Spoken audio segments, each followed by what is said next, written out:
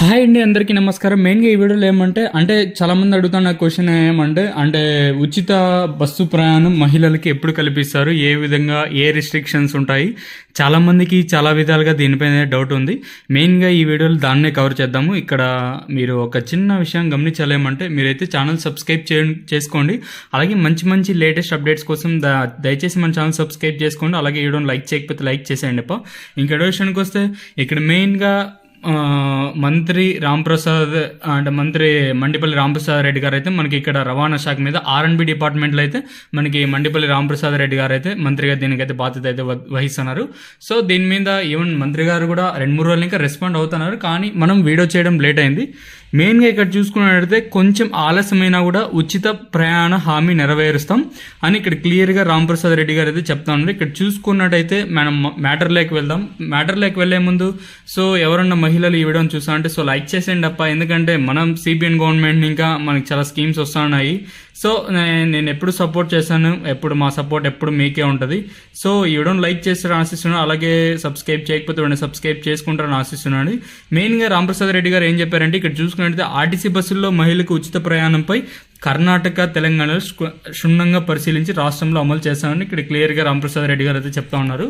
మెయిన్గా వీళ్ళేమంటే ఇప్పుడు ప్రజెంట్ ఏదైతే తెలంగాణ రాష్ట్రంలో అమలు చేస్తున్నారు అదేవిధంగా కర్ణాటక రాష్ట్రంలో అమలు చేస్తున్నారు. దీనిపై ప్రతిపాదనలు చూసి ఎక్కడ ఏ విధంగా ఎలా అమలు చేయాలి అంటే మండలం ఇంకా మండలమా లేదా జిల్లాని ఇంకా జిల్లాక రాష్ట్రం టు రాష్ట్రమా, ఇది మెయిన్గా వీళ్ళు ఫోకస్ చేస్తుండేది. అంటే ఈ జిల్లాని ఇంకా ఈ జిల్లాకు మాత్రమే అనుమతించాలా లేదా ఎంత వయసుని ఇంకా ఎంత వయసు వాళ్ళకి అనుమతించాలా, మెయిన్గా వీళ్ళు దీనిపై ఫోకస్ అయితే పెట్టినారండి. ఇంకా దీని మీద రిపోర్ట్స్ వచ్చిన తర్వాతనే మనం క్లియర్గా చెప్పగలం. మెయిన్గా ఇక్కడ చూసుకున్నట్టయితే మనకి కొంచెం ఆలస్యమైనా కూడా ఇచ్చిన హామీని ఖచ్చితంగా నెరవేరుస్తాము. జగన్ హయాంలో మంత్రుల మాదిరి మేమైతే గంగిరెద్దుల్లా పనిచేయం. అలాగే మంత్రులకు చంద్రబాబు స్వేచ్ఛనిచ్చారు. పెద్దిరెడ్డి కుటుంబం మైనింగ్, ఇసుక రంగాల్లో అవినీతి చేసింది. ప్రజల సొమ్ము తిన్న వారిపై చర్యలు తీసుకుంటామని ఇక్కడ మనకి మండిపల్లి రాంప్రసాద్ రెడ్డి గారు అయితే క్లియర్గా చెప్తా ఉన్నారు. ఇంకోటి ఏమంటే దీనిపైన ప్రతిపాదన ఏం జరుగుతుందంటే ఇక్కడ చూసుకున్నట్టయితే మనకు మెయిన్గా అంటే జిల్లా టు జిల్లాకి మహిళలకి ఉచిత బస్సు ప్రయాణం కల్పించాలా లేదా మండలం ఇంకా మండలమా, ఎటువంటి వారిని దీంట్లో పథకంలోకి తీసుకోవాలి అంటే ఈవెన్ గవర్నమెంట్ ఉద్యోగస్తులైనా కావండి అంటే పెన్షన్ హోల్డర్ ఎవరైనా సరే ఎవరిని దీంట్లోకి తీసుకోవాలి ఇక్కడ క్లియర్గా ఇంకా చెప్పడం లేదు.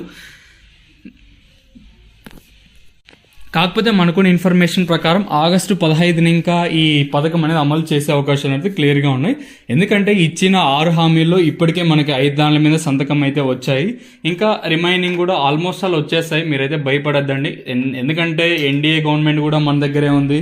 అందరూ మనకు అనుగుణంగానే ఉన్నారు. ఈవెన్ పైన ఎన్డీఏ గవర్నమెంట్ కానివ్వండి అంతా మన చేతిలో ఉన్నప్పుడు సో మనం ఎందుకు బాధపడాలి చెప్పండి, ఎందుకు భయపడాలి చెప్పండి. మెయిన్గా మహిళలకైతే చాలా గుడ్ న్యూస్ అని చెప్పాలి. కాకపోతే ఓపికతో ఉన్నారంటే మీకు కూడా మ్యాక్సిమం ఆగస్టు 15 అంటున్నారు. ఇంకా లేదు అది ప్రతిపాదనలు ఇంకాస్త ఫాస్ట్గా జరిగాయంటే ఇంకా లేదు ఆగస్టు 1 ఇంకా జూలై 15 ఇంకా ఉన్నాయి. మెయిన్గా వీళ్ళు అంటూ ఆగస్టు 15 ఇంకా అంటూ ఉన్నారు. సో దీనిపైన ఇంకా స్పష్టత వచ్చే అవకాశాలు అయితే ఉన్నాయి, మెండుగా ఉన్నాయి.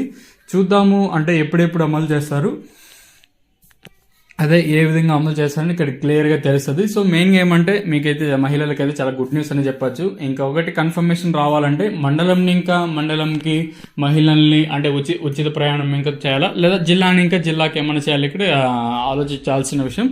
సో దీనిపైన మనకి మరొకసారి మీటింగ్ అనే సమావేశం అయితే జరుగుతుంది. సమావేశం జరిగిన వెంటనే మళ్ళీ ఏవేవి దీనిపైన చర్యలు తీసుకోవాలి, ఏ విధంగా అమలు చేస్తే బాగుంటుంది. ఇప్పుడే ఆల్రెడీ తెలంగాణ మనం కర్ణాటకలో చూస్తున్నాము మహిళలకి ఉచిత బస్సు ప్రయాణం. సో దీనిపైన వాళ్ళు చర్యలు తీసుకునే అవకాశాలు అయితే ఉంటాయి. అంటే అక్కడ ఏ విధంగా ఇంప్లిమెంట్ చేస్తున్నారు, ఇది తీసుకొని వాళ్ళు ఇంప్లిమెంట్ చేస్తారు. మెయిన్గా వచ్చేసి వాళ్ళు ఏది తీసుకుంటారంటే ఆధార్ కార్డ్ మ్యాక్సిమం బేస్ తీసుకొని వీళ్ళు ఉచిత ప్రయాణం అయితే కల్పిస్తామని ఇక్కడ క్లియర్గా చెప్తున్నారు. మ్యాక్సిమం ఆధార్ కార్డు, అంతకుమించి ఇక్కడ ఏం లేదు. సో ఇన్ఫర్మేషన్ ఇదే అండి ఉచిత ప్రయాణం మహిళలకైతే. సో మీరేం టెన్షన్ తీసుకోవద్దండి. మహా అంటే ఆగస్టు 15 లేదా ఆగస్టు 1 కానీ జూలై 15 లేదా ఆగస్ట్ లాస్ట్ కానీ ఈ పథకం అయితే అమలు అయ్యే అవకాశాలు చాలా ఎక్కువగా ఉన్నాయి, మెండుగా ఉన్నాయి. సో దీనిపైన విధి విధానాలంతా కనుక్కొనేసి అంటే దీన్ని ఏ విధంగా అమలు చేయాలని క్లియర్గా తెలుసుకొనేసి మనకి ముందుకైతే పోతారండి. ఇదండి ఇన్ఫర్మేషన్ ఈ వీడియోలో వచ్చేసి. హాయ్.